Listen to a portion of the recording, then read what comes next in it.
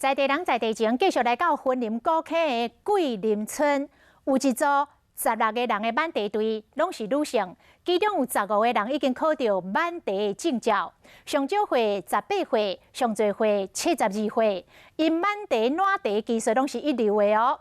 这位72岁老阿嬷讲，满地一天上悬的记录会当赚3000块。因为唔捌字，所以这届的考试笔试是无过。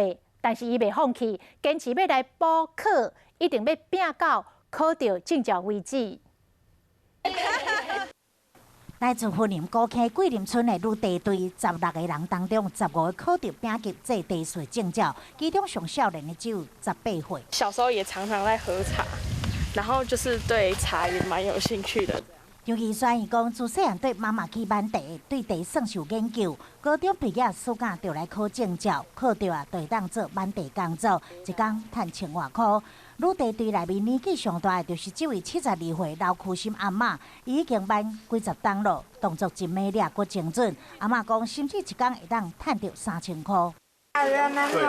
阿嬷暖地技术真熟练，考证照的时阵技术有过，不过因为唔捌字，笔试无过关。 讲爱搁报名，爱搁报名，嘛是要搁继续考，嘛是爱搁补考啊。满地过去拢是靠经验累积甲传承，但是即摆为着互这地更较卫生、安全品质更较提升，爱报考丙级的证照。这传统的满地女，卖当成做专业的这地师。